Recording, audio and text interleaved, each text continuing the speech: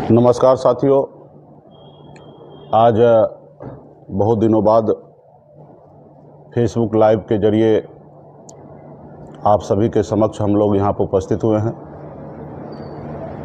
खास करके बिहार के सभी पार्टी के सभी पदाधिकारीगण, उत्तर प्रदेश के सभी पार्टी के पदाधिकारीगण, झारखंड के सभी पदाधिकारीगण और वीआईपी पार्टी पे विश्वास रखने वाले, भरोसा रखने वाले जितने भी हमारे साथी हैं, आप सभी को बहुत बहुत धन्यवाद कि आज फेसबुक लाइव के माध्यम से आप हमें सुन रहे हैं। साथियों,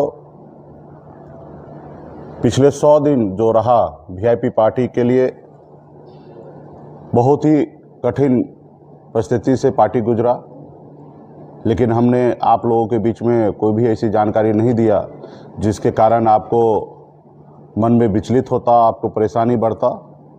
लेकिन सारे परेशानी को झेलते हुए, सारे दुख तकलीफ को झेलते हुए हमने सफ़र को तय किया। और जैसे कि आप जान रहे हैं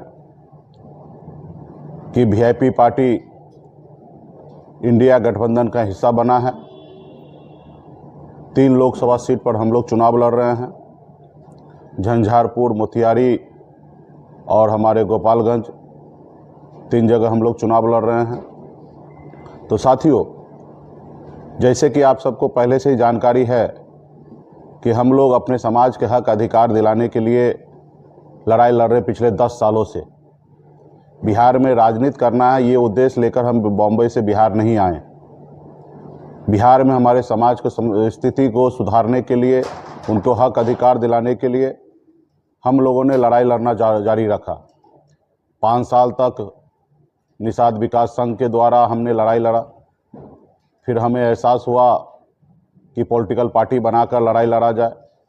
2019 में हमने पार्टी बनाई और लगातार हमने 5 साल लगातार आपके हक अधिकार के लिए हमने लड़ाई लड़ा। 2019 में हमने लड़ाई लड़ा, सफलता प्राप्त नहीं हुआ। 2020 में भी हमने लड़ाई लड़ा और अभी 24 की लड़ाई हम लोग लड़ रहे हैं। तो साथियों, पार्टी का एक ही उद्देश्य है कि निषाद समाज को आरक्षण मिले। जैसे बंगाल में आरक्षण है या दिल्ली में आरक्षण है एससी का, वही कैटेगरी में बिहार या उत्तर प्रदेश, झारखंड में मिले। जब देश एक है, संविधान एक है, देश के चलाने वाले प्रधानमंत्री एक हैं, तो फिर हमारे साथ भेदभाव क्यों है? कल तक हमारे लोगों को ये जानकारी नहीं था, इसलिए लड़ाई नहीं लड़ रहे थे। लेकिन आज हम लोगों के पास ये जानकारी है, संविधान को हमने पढ़ा है, संविधान को जाना है और संविधान के जरिए हमें हमारा हक अधिकार हमें मिल सकता है। सिर्फ उसके लिए ज़रूरी है संघर्ष करना। तो आज हम लोगों ने संघर्ष का रास्ता चुना है। ये मेरी गारंटी है कि हर हाल में आने वाले समय में निषाद समाज को एससी का आरक्षण हम दिला के रहेंगे। सिर्फ ज़रूरी है आपका साथ चाहिए, प्यार चाहिए, आशीर्वाद चाहिए और निश्चित तौर पे हम लोग आरक्षण लेके रहेंगे।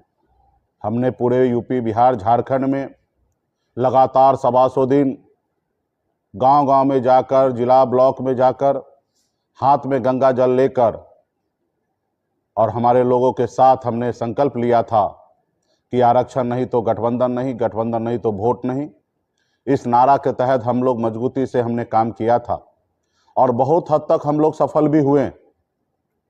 बहुत हद तक हम लोग सफल हुए थे, लेकिन किसी कारण हम लोगों को सफलता मंजिल तक प्राप्त नहीं हो पाया।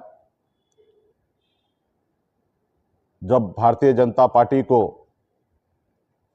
बिहार में ज़रूरत था तो हमारे हर शर्त को मानने के लिए मजबूर था।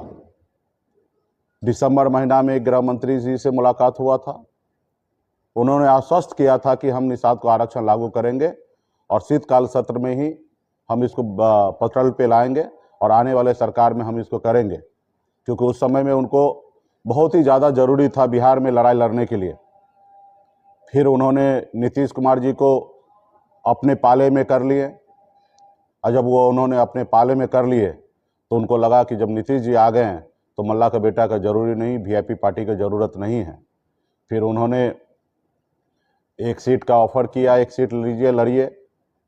लेकिन पार्टी का कभी ये उद्देश्य नहीं था कि अपने आप को आगे बढ़ना। हमारा एक ही उद्देश्य है, समाज आगे बढ़े, पार्टी आगे बढ़े। उस रास्ते पे हमने चुना और हमने भी कसम खाया था कि आरक्षण नहीं तो गठबंधन नहीं। तो उस रास्ते पे हमने चला और अब निर्णय ले लिया था कि हमें किसी भी हालत में बगैर आरक्षण का एनडीए से गठबंधन नहीं करना, और वही मैंने किया।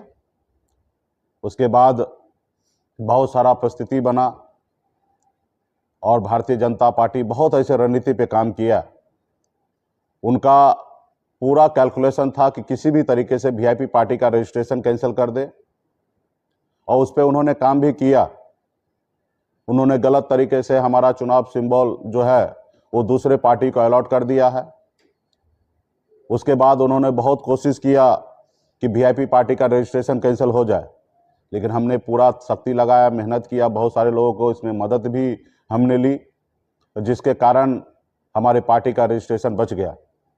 इस देश में 927 पार्टी को रजिस्ट्रेशन कैंसिल किया गया अभी 2024 में। जो चुनाव आयोग को 6 महीना पहले कार्य को पूर्ण करना चाहिए था, वो अंतिम समय तक सभी पॉलिटिकल पार्टी देश में जितने भी है सबको लटका के रखा, इंक्लूडेड वीआईपी पार्टी भी। और हमारे पास पूरा सबूत है। अभी हम लोग चुनाव मैदान में हैं, अभी इस पे हम लोग लड़ाई नहीं लड़ेंगे, हम अपनी लड़ाई लड़ेंगे, लेकिन इसके बाद समय आएगा तो हम लोग लड़ाई लड़ेंगे। हमारे पास पूरा पेपर है। चुनाव आयोग को जब भी कोई नोटिस करना होता है पिछले 5 साल में, तो हमारे पता पे, एड्रेस पे उन्होंने किया है। जब हाल फिलहाल में उनको हमें घुमाना था, तो आप देखिए कि किस तरीके से दिल्ली के एड्रेस पे हमें नोटिस किया है, जो एड्रेस हमने कभी दिया ही नहीं और हमारा एड्रेस है ही नहीं। 1 महीना इसमें लैप्स कर दिया गया। चुनाव आयोग में ने सिंबल के अलॉटमेंट के लिए 11 तारीख से जनवरी से उन्होंने आवेदन मांगा, और हमने 10 तारीख को आवेदन एक्सेप्ट कर वहाँ पे पहुँचा दिया। और लेकिन उन्होंने कहा कि हमने 6 महीना पहले ही आपको जमा करना था, गलत तरीके से आपने सिंबल दूसरे को उन्होंने दे दिया। जब अगर 11 तारीख से आपने आवेदन मांगा, 4 जनवरी को नोटिफिकेशन किया कि 11 तारीख से जमा करना है, तो ये आवेदन एक्सेप्ट होगा कि 6 महीना पुराना है। तो खैर इस पे भी उनका गलती है। उसके बाद हमारे गृह मंत्री जी से भी बातचीत हुआ, जिस पे लेटर पे भी पत्राचार हुआ है। ये सब भी आपको सोशल मीडिया के जरिए पता चलेगा कि किस तरीके से गृह मंत्री जी ने एक्सेप्ट किया, इसको पटल पे कैसे लाएंगे। शीतकालीन सत्र में इसका भी लेटर उन्होंने हमें प्राप्त कराया, और वो पूरा क्लियर था कि वो आरक्षण पे निर्णय लेंगे।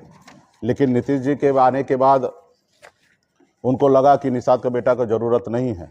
तो खैर साथियों, उनको एक समय तो था कि वो देने के लिए मन बना लिए थे, लेकिन उनको लगा कि अभी नीतीश जी के आने से काम उनका बन रहा है, तो हमें नज़रअंदाज किए हैं।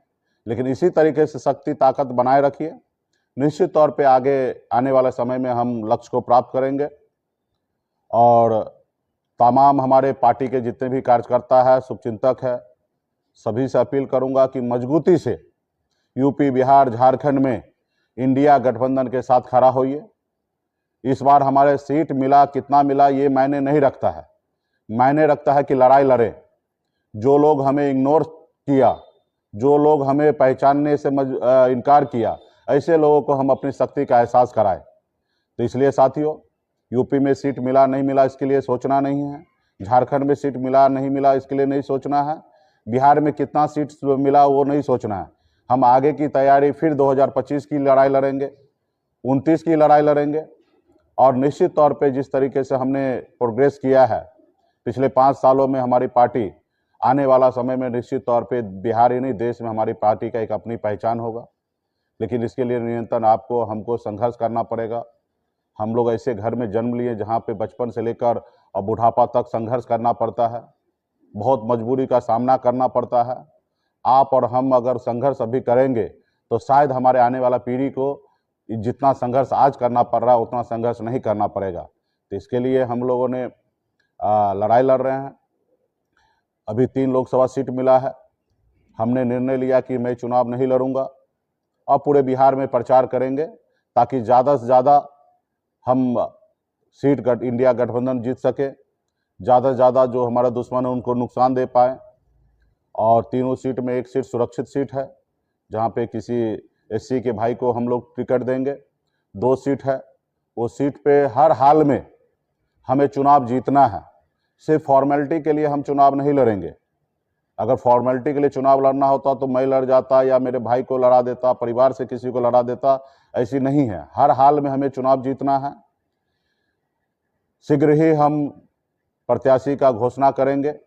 पार्टी के वरिष्ठ नेता से भी हमने चर्चा किया है, कुछ साथी को हमने कहा है अगर आप चुनाव लड़ सकते हैं तो आप मन बनाइए, और वो भी इस पे वो विचार कर रहे हैं, हम भी विचार कर रहे हैं, और उस क्षेत्र पे हम सर्वे करा रहे हैं कि कौन वो सीट जीत सकता है। जो सीट जीतेंगे उनको ही हम लोग प्रत्याशी बनाएंगे, उस पर हम लोग काम कर रहे हैं। फॉर्मेलिटी इसमें यहाँ नहीं निभाना है, और आने वाला समय में मजबूती से हम लोग काम करेंगे। तो इसलिए साथियों, तमाम जितने भी पार्टी के पदाधिकारी हैं वो लोग एक एक जगह पे 15 दिन का समय होगा, 7 चरण में चुनाव है, हर एरिया में 15-20 दिन का प्रचार का समय होगा। अपनी पूरी शक्ति झोंक दीजिए। जितना पिछले 10 साल से आपने मेहनत किया है, वो 10 साल का मेहनत को आप 14 दिन में, 15 दिन में जब प्रचार समय आएगा आपके क्षेत्र में, उसमें लगा दीजिए। आप अपने जेब से अगर खर्च करना पड़ेगा, गाड़ी घोड़ा करना पड़ेगा, पानी पीना पड़ेगा, वो कीजिए, अपने गाड़ी में तेल डालिए, लेकिन प्रत्याशी के लिए, जो भी हमारे इंडिया गठबंधन का प्रत्याशी है, उसके लिए मेहनत कीजिए, काम कीजिए। आप सक्षम नहीं है, हमारे पार्टी तक हमें बताइए, हम आपको व्यवस्था करके देंगे, एज ए कैंडिडेट भी करके देंगे। ये समय जो है वो कैंडिडेट को वोट लेने का नहीं है, ये समय जो है कि वीआईपी पार्टी का एक एक कार्यकर्ता का है कि वोट देने का है। अपना अगर वोट है, अपना मत है, वो आप इंडिया गठबंधन को दीजिए, विचारधारा के साथ रहिए, क्योंकि आप समझ सकते हैं लोकसभा क्षेत्र जो है वो बहुत बड़ा होता है। ये असंभव है कि एक कैंडिडेट जो हो वो हर एक पार्टी के हर नेता को, हर एक व्यक्ति को फोन पे बात करे। उनका एक अपना काम करने का तरीका होता है। तो इसलिए कोई ये ना सोचे कि हमें फोन नहीं आया तो हम काम नहीं करेंगे।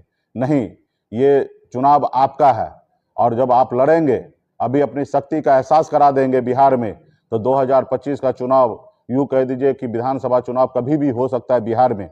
और जब आप 100% अगर चुनाव का वोट अगर ट्रांसफ़र करा देते हैं, तो निश्चित तौर पे साथी आपको कभी भी पीछे मुड़ के नहीं देखना पड़ेगा, आप बहुत आगे निकल जाएंगे। और जब आप अभी 100% अगर सीट वोट को अगर अपना ट्रांसफ़र करा देते हैं, गठबंधन के सहयोगी को एहसास करा देते हैं कि नहीं, आपका वोट ट्रांसफ़र होने वाला है और आपके पास ताकत है, जैसे आपने बोछा में अपनी ताकत को दिखाया, एक एक वोट आपने अपने पार्टी के दिलाया, जैसे आपने कुरहनी में एक एक वोट अपने पार्टी के लिए दिलाया, जैसे सिमरी बख्तियारपुर में एक एक वोट अपने पार्टी के लिए दिलाया, वैसे पूरे बिहार में अपनी वोट को अगर अपने गठबंधन के लिए अगर आप ट्रांसफ़र करा देते हैं, तो निश्चित तौर पर मैं कहता हूं कि कई दर्जन सीट पर आने वाला समय में विधानसभा में चुनाव होगा, जिसमें आप लड़ेंगे, आपके पार्टी के लोग लड़ेंगे, समाज के लोग लड़ेंगे, अन्य लोग लड़ेंगे, पार्टी मजबूत होगा, आपकी अपनी सरकार बनेगा। और जब आपकी अपनी सरकार बनेगा तो उसमें बहुत सारे समस्या जो है राज्य का, वो समस्या दूर होगा। तो इसलिए साथियों, ये करो मरो वाला स्थिति है, इसलिए हमने चुनाव नहीं लड़ने का निर्णय लिया है। तो इसलिए साथियों, आप सभी को पार्टी के साथ खड़ा होइए और मजबूती से एक एक क्षेत्र में काम कीजिए। जो भी कहीं समस्या हो वो डायरेक्ट हमें आप बताइए। आप देख रहे हैं कि किस तरीके से रोज़ हमें कार्यक्रम करना पड़ रहा है। आज भी 3 सभा करके हम आए हैं। तो बहुत सारे ऐसे चीज़ें हैं, उस पर काम करना है। और ये 100 दिन का जो इतनी बड़ी कठिनाई वाला समय था, उसको हमने पार किया है। अगर इस पर विस्तार से अगर हम लोग काम करेंगे तो इस पर एक फिल्म बन सकता है कि हमने कितने तकलीफ के साथ हमने झेला है। ऐसे तो 24 साल से मैं ज़िंदगी में तकलीफ झेल रहा हूँ। हर जगह पे मेहनत करना पड़ रहा है, अपने आप को साबित करना पड़ रहा है, और यहाँ तक भी हम पहुँचे हैं तो बहुत कुछ को झेलते हुए हमने पहुँचा है। और आप लोगों का साथ रहेगा तो हर चीज़ हम झेल लेंगे। सिर्फ ज़रूरी है कि आपका सहयोग मिले। तो इसलिए तमाम हमारे साथी से फिर से पुनः अपील है कि मजबूती से आप लोग काम कीजिए। जो लोगों ने आपको इग्नोर किया, जो लोगों ने आपको कुछ नहीं समझा, ऐसे लोगों को समय आ गया है कि जवाब देने का। देश में बहुत सी ऐसे समस्या है। देश के प्रधानमंत्री से 10 साल से लगातार हम लोग संपर्क में हैं, 2014 से लेकर 24 तक, और पर्सनली वो हमें जानते हैं, हम उनको जान रहे हैं, बढ़िया से अच्छे से बातचीत होता है। हर बार उन्होंने चुनाव के समय में वादा करते हैं कि हम आरक्षण लागू करेंगे, चाहे वो 2014 की बात हो या 2015 की बात हो या 2020 की बात हो, हमेशा वादा करते हैं और वो आरक्षण कर नहीं रहे। हमने तो 10 साल इनको दे दिया, भरोसा हमने इन पे किया, लेकिन हमें एहसास हो गया कि अभी नहीं करेंगे। और जब ये नहीं करेंगे तो आपका और मेरा फर्ज बनता है कि ऐसे प्रधानमंत्री जी को बदले ताकि हम अपने विचारधारा से ऐसे प्रधानमंत्री आए जो हमारी बात को सुने। तो इसलिए साथियों, देश में बहुत ऐसे समस्या है। आप हमारे भाषण के जरिए आप हर चीज़ पे आप जान रहे हैं कि क्या किस कहाँ पे खास करके गरीब पिछड़ा दलित भाई को कहाँ तक पहुँचा दिया। सिर्फ 5 किलो चावल ही देश में विकास माना जा रहा है। आज हमारे लोग बेरोजगार घूम रहे हैं, उनको कोई सुनने वाला नहीं है। अमीर अमीर बनते जा रहा है, गरीब गरीब होते जा रहा है। आज हमें धर्म के नाम पे लड़ाया जा रहा है। तो ये सरकार कभी भी गरीब पिछड़ा का नहीं है, ये सरकार जो है बड़े लोगों का है। 10% आरक्षण देना था सामान्य वर्ग के भाई को, तो उन्होंने यूं ही आरक्षण लागू कर दिया। हम उस आरक्षण का विरोधी नहीं है। हम भी मानते हैं कि देश में जो भी गरीब है उनको सरकार से लाभ मिलना चाहिए, लेकिन एक ही चश्मा से, एक ही नज़रिया से सबको देखने की आवश्यकता है। आज जैसे हमारे स्वर्ण भाई को एक चश्मा से देखे, उसी तरीके से निषाद को देखना चाहिए। हर ऐसे जाति को जिनको समस्या है, तकलीफ है, उन सभी को एक ही चश्मा से देखना चाहिए। लेकिन नहीं, ऐसा नहीं हो रहा है। जो उनके अपने लोग हैं उनके लिए वो काम कर रहे हैं, लेकिन देश के प्रधानमंत्री को ये शोभा नहीं देता है कि लोगों को देखकर, जाति देखकर, धर्म को देखकर काम करने का। उनके लिए तो देश के हर एक नागरिक उनके संतान है, उनके अपने परिवार है। सिर्फ कहने के लिए परिवार नहीं होना चाहिए, करने के लिए होना चाहिए। तो साथियों, हमारे पास एक ही विकल्प है, संघर्ष करना, लड़ाई लड़ना और लड़ते रहना। और ताकि हमारे पूर्वज भी इस देश को आज़ादी दिलाने के लिए 250 साल लड़ाई लड़ा अंग्रेज से, तब देश आज़ाद हुआ। तब हमें बाबा साहब ने हमें एक संविधान बनाया, लोकतंत्र हमें दिए। लेकिन आज लोकतंत्र नहीं है, आज कहीं ना कहीं राजतंत्र है। तो इसलिए साथियों, आज देख रहे हैं 2 मुख्यमंत्री को जेल डाल दिया गया, 927 पार्टी को रजिस्ट्रेशन कैंसिल कर दिया गया। कोई उनके सामने में खड़ा ना हो। वो सोच रहा था कि मुकेश सहनी इस बार चुनाव लड़ेंगे नहीं, एक सीट पर वो मान जाते हैं तो लड़ाएंगे, नहीं तो इनका पार्टी रजिस्ट्रेशन कैंसिल कर देंगे, ये चुनाव लड़ेंगे नहीं, आसानी से हम चुनाव मैदान में रहेंगे और ज़्यादा से ज़्यादा सीट जीत के आएंगे। लेकिन खैर, जो वो सोच रहे, जरूरी नहीं कि वही पूरा होगा।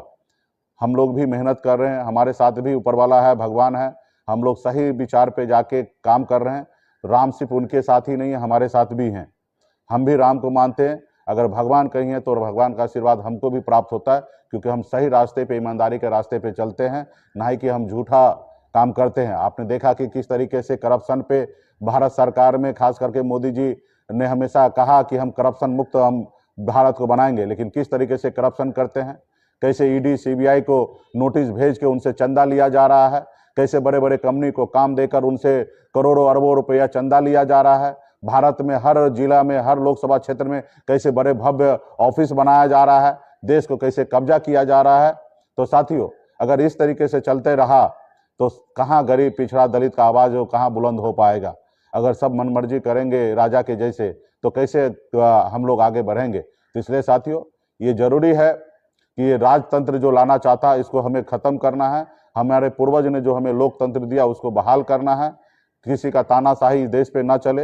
ये देश हर एक नागरिक का है, किसी एक व्यक्ति का नहीं है, किसी एक व्यक्ति का जागीर नहीं है। ये देश 140 करोड़ लोगों का है। और जब हम सभी लोगों के हक अधिकार की बात होगा, हर एक व्यक्ति को चुनना, वहाँ पे बैठना चाहिए।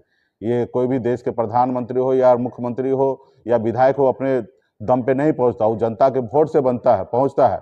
लेकिन जनता को आज कुछ नहीं माना जा रहा है। 5 किलो चावल देके गुमराह किया जा रहा है। आज नौकरी के नाम पे उनको, जात के नाम पे, धर्म के नाम पे उनसे लड़ाया जा रहा है। तो ये तमाम ऐसी चीज़ें हैं जिसके लिए हम लोग लड़ाई लड़ रहे हैं।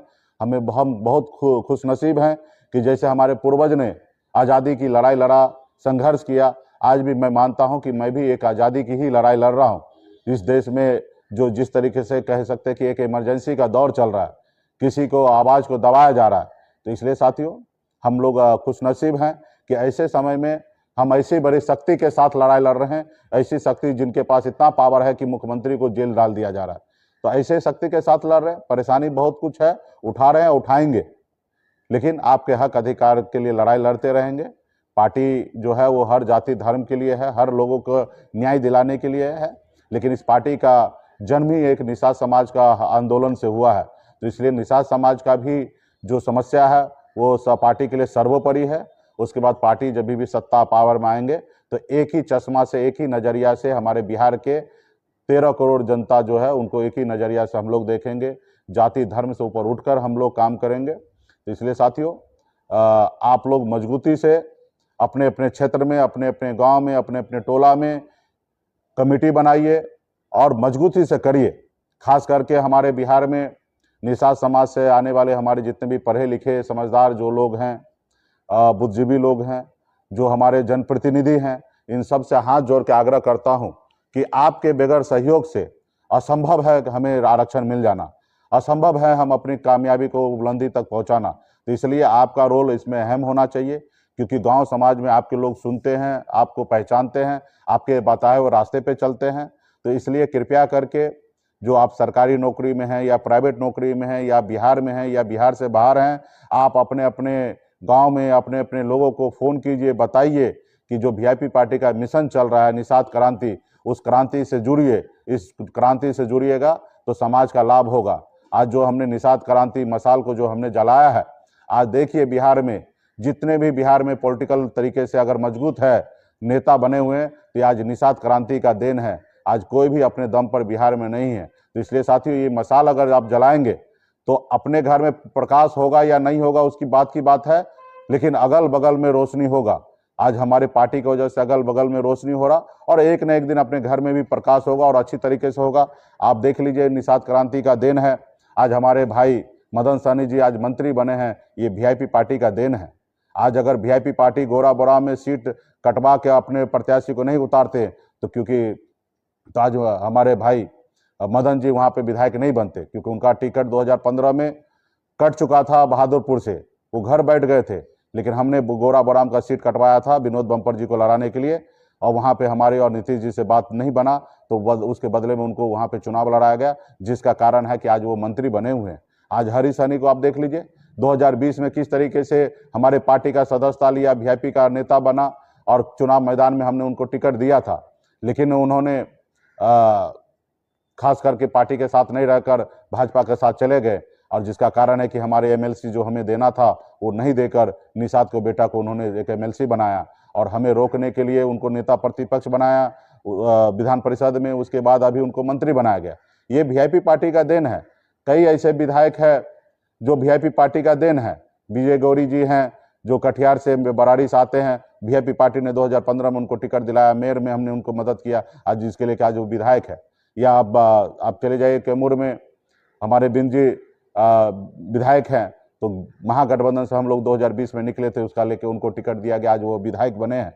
तो साथियों, जब आप मजबूत होंगे, आप संघर्ष करके आगे बढ़ने लगेंगे, तो आपको रोकने के लिए बहुत ऐसे शक्ति का प्रयोग करेंगे, जिसके कारण आपको नुकसान देने का कोशिश करेंगे, लेकिन आपका नुकसान तो नहीं होगा, लेकिन इसके जरिए आपके लोगों का फायदा जरूर होगा। तो आज जो हम काम कर रहे हैं उसमें समाज के अन्य लोगों को फायदा हो रहा है। आप देख लीजिए, मुजफ्फरपुर में राजभूषण चौधरी जी को 2019 में हमने लोकसभा चुनाव लड़ाया था, उनको सफलता प्राप्त नहीं, चुनाव नहीं लड़े, लेकिन मुकेश सहनी को कमजोर करने के लिए 2022 में उनको अपने वीआईपी से निकालकर बीजेपी में उनको शामिल करा लिया गया था। एक रणनीति के तहत कुछ लोग हमें गड्ढा खोदा था हमें गिराने के लिए, आज वो लोग खुद उस गड्ढे में गिर गए, और आज राजभूषण चौधरी जी को आज लोकसभा चुनाव मुजफ्फरपुर से लड़ाया जा रहा है।